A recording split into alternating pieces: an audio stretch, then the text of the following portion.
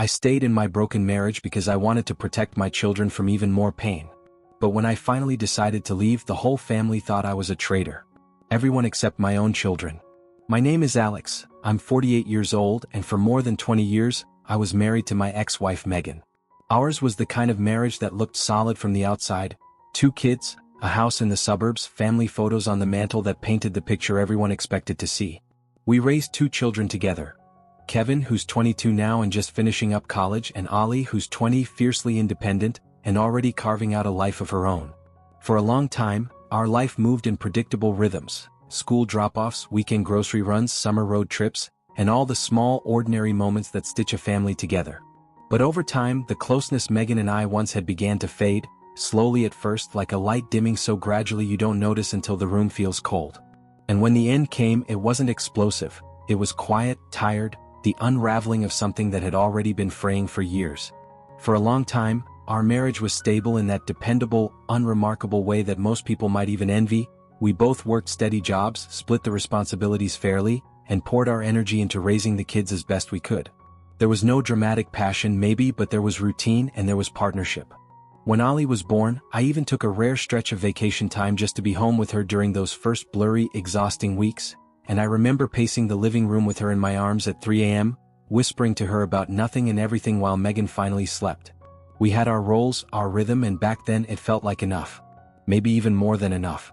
But everything began to shift around the time Kevin started high school, and Megan was offered a new position at her company. A big promotion with a high salary and, along with it, a demanding schedule that required constant travel. At first we were both excited. It felt like a milestone, a reward for all the years she had spent climbing the ladder, juggling kids and deadlines with the same exhausted determination. But almost immediately, the dynamic in our home began to change. She was gone more often than she was home, flying out on Monday mornings and returning late Friday nights, sometimes barely making it in time for Kevin's soccer games or Ollie's art showcases. And when she was home, her mind seemed to be somewhere else, always thinking about the next meeting, the next city, the next goal. It wasn't just the physical absence, it was the slow fading of the connection we had always relied on, the subtle way she stopped finishing her sentences with me, how our shared space started to feel like a layover instead of a home.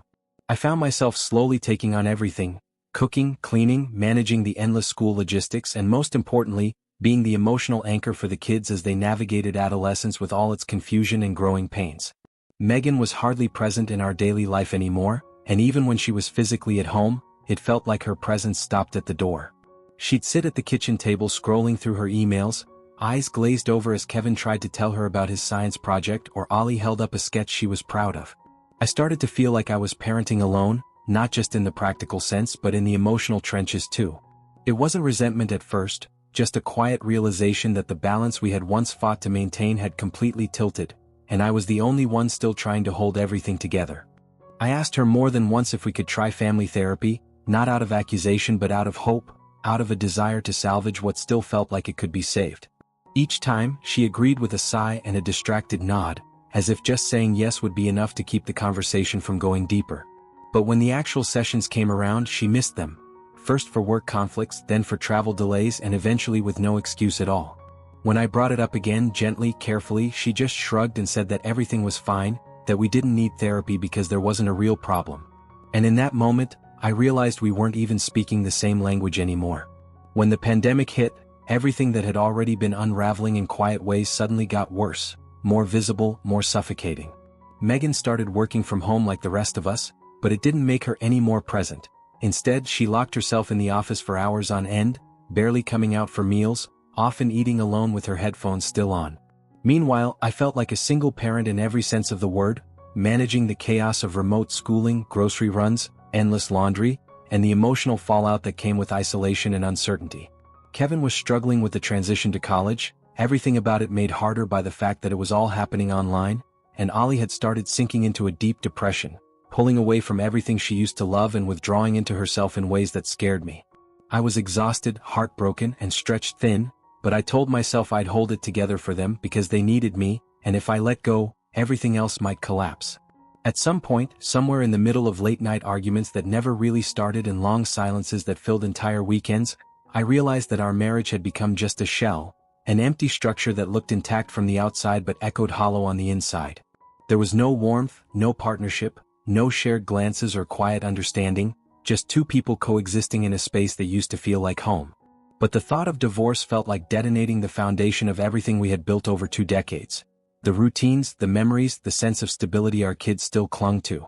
So I told myself to be patient, to wait a little longer, to push my needs aside and focus on keeping the house running, because I believed that holding the family together meant sacrificing my own sense of fulfillment, at least for a while longer.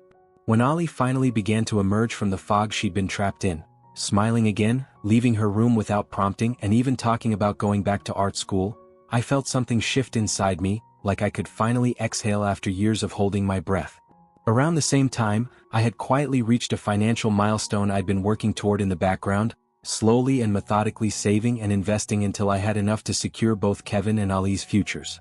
I sold off a portion of my shares and used the proceeds to create an educational fund for them, something permanent and untouchable, something that would carry them forward no matter what happened between Megan and me.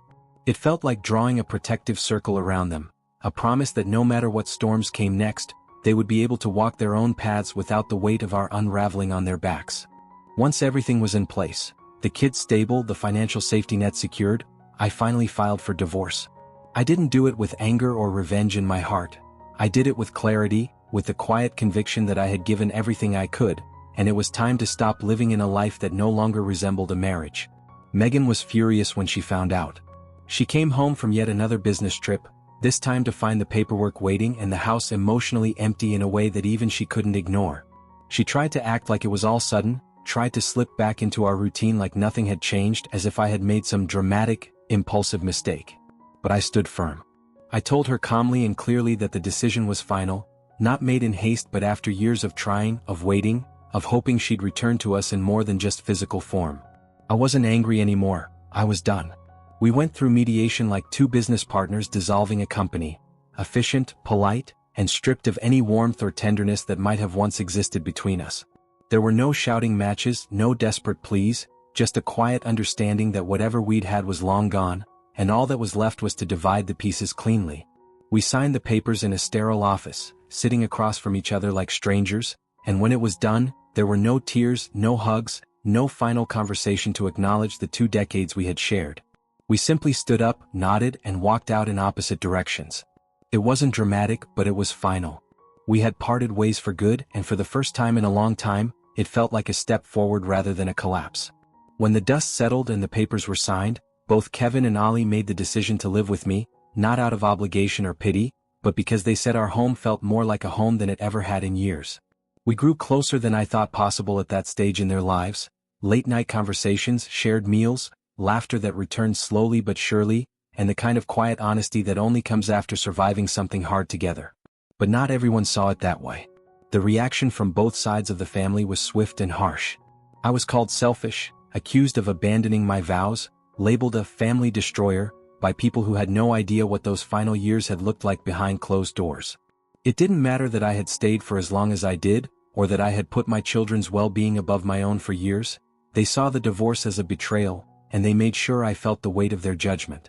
Megan's mother, who had once held my hand in the hospital waiting room when Kevin was born, didn't even try to hide her bitterness. She hung up on Ollie mid-call when she realized her granddaughter was phoning from my house, as if love came with conditions or geographical boundaries. At Kevin's graduation, what should have been one of the proudest days of his life turned into a moment he'll probably always remember for the wrong reasons. My former in-laws cornered him in the parking lot, voices raised and faces flushed, demanding to know why he stood with me during the ceremony and not with them, forcing him to make a choice right there in front of his friends and professors. He looked stunned, caught in the middle of a conflict he never asked to be a part of, and I saw something break in him that day, a line between loyalty and exhaustion that none of us should have asked him to cross. I remember standing there after the confrontation, heart pounding and guilt crawling up my spine, and I gently urged Kevin to go with them, to spend some time, to keep the peace if only for a few hours. I told him it was his day, and he shouldn't feel caught between two worlds just because the adults had failed to be better. He nodded, gave me a tired smile, and walked off toward them. But something must have happened after that, something I still don't fully know, because not even 2 hours later he came back, quiet and shaken, with a look on his face I hadn't seen since he was a teenager dealing with his first real heartbreak. He didn't say much, just hugged me longer than usual and asked if we could go home. Since that day, he's barely spoken to anyone from his mother's side of the family. He ignores their messages, avoids their events, and when their names come up he simply changes the subject. Whatever was said or done in that window of time closed a door in him for good, and he hasn't looked back since. I do not regret my decision, not for a single moment, because I know that when I finally chose to leave, it wasn't out of weakness or impulse. It was the result of 3 long years of patience, quiet endurance, and love. I waited not because I was afraid, but because I wanted to make sure that when the time came, my children would be safe, secure, and emotionally steady enough to withstand the shift. Every choice I made during that time, every silent compromise and every buried frustration, was rooted in my commitment to them. Kevin and Ollie have always been my priority, not just in words, but in the sacrifices I made to protect their stability, their futures, and their emotional well-being. Walking away from a broken marriage wasn't an escape, it was an act of love. Now, with time and distance behind me, I've come to understand something I wish I had learned sooner. That sometimes the best thing you can do for your family is to leave before the damage becomes irreversible. Staying doesn't always mean strength, and leaving doesn't always mean failure. Sometimes walking away is the only way to stop the silent erosion of love, respect, and self-worth. I know not everyone sees it that way. I've been hated for it, judged harshly by people who only ever saw the surface. But I can live with their opinions because I know I left not out of selfishness, but to protect what was left of myself and to give my children a version of their father who wasn't worn down by resentment or pretending to be whole. I left so we could all begin again with honesty and peace, even if it came at a cost. After the divorce, I made a conscious and unwavering decision not to drag the children into the wreckage of our failed marriage. I refused to speak badly about Megan, no matter how tempting it was in moments of hurt or anger. Even when she made subtle, passive-aggressive comments around them, hinting that I had somehow betrayed her trust or acted selfishly, I kept my voice steady and my opinions to myself. I knew that one of the greatest gifts I could give Kevin and Ollie was the freedom to love both their parents without guilt, without being made to choose sides or carry the emotional baggage we couldn't work through as a couple. I just wanted them to know that their dad would always be there, unconditionally, without drama, without games, and without ever asking them to pick loyalty over love. One evening, not long after everything had finally settled into its new rhythm, Ollie sat beside me on the porch in that quiet way she does when something's weighing on her, and after a long pause, she looked at me and asked why I had put up with everything for so many years. Her voice wasn't angry or accusing, just curious, like she was trying to make sense of the version of our family she had only recently begun to see with adult eyes. I didn't answer right away. I stared out into the yard, thinking about all the times I had stayed up late finishing laundry, all the school meetings I had gone to alone, the therapy appointments, the dinners where Megan's chair sat empty, and the long, aching silences that had become part of our daily routine. Finally, I turned to her and said softly, "Because I wanted you to grow up in a world where at least someone was always there to hold everything together, no matter how hard it got." She didn't say anything. She just leaned over and wrapped her arms around me, and in that moment, I knew she understood. Not long after that conversation with Ollie, Kevin and I were cleaning out the garage together, just the two of us surrounded by old bikes, boxes of holiday decorations, and pieces of a life that had changed shape more than once. Somewhere between sorting tools and tossing out broken things, he looked at me and said he'd known for a long time that something wasn't right between his mother and me. He told me he could feel the distance, the silence, the way we moved around each other instead of with each other, even as a teenager. But then he said something that stayed with me. He said he was grateful I never made it into a war, never yelled, never stormed out or made them choose sides like so many of his friends' parents had. "You were stable even when everything was coming apart at the seams," he said, and that one sentence made every moment of quiet endurance worth it. It reminded me that sometimes strength isn't loud, it's just showing up, every day even when your heart is breaking. Now that the three of us, my son, my daughter, and I, live together under the same roof, we've built something quiet and real, a kind of peaceful little world that I never knew I was missing until it finally arrived. We cook dinner together most nights, not because we have to but because we want to, trading stories from our day, arguing over recipes, laughing at inside jokes that would have never existed in the old house. We watch movies on the couch, sometimes falling asleep halfway through, and no one minds. There's a softness to our home now, an ease that wasn't there before, and for the first time in my life, I feel like I have a family that's not just for show, not just a structure we were trying to keep upright for appearances. This is real, this is ours, and it may have come out of brokenness, but it's the most whole I've ever felt. And although I'm still not accepted by my extended family or my former in-laws, still quietly excluded from gatherings, still spoken about in half-truths and sideways glances, I no longer feel the need to explain myself or chase approval that was never freely given. I stopped making excuses for my decision because I know in my bones that it wasn't made out of selfishness or resentment. It was made out of love, out of the kind of love that's willing to endure discomfort and judgment if it means protecting something more sacred. Every single day when I see my children smile without tension behind their eyes, when I hear them laugh without looking over their shoulders, I am reminded that I did the right thing.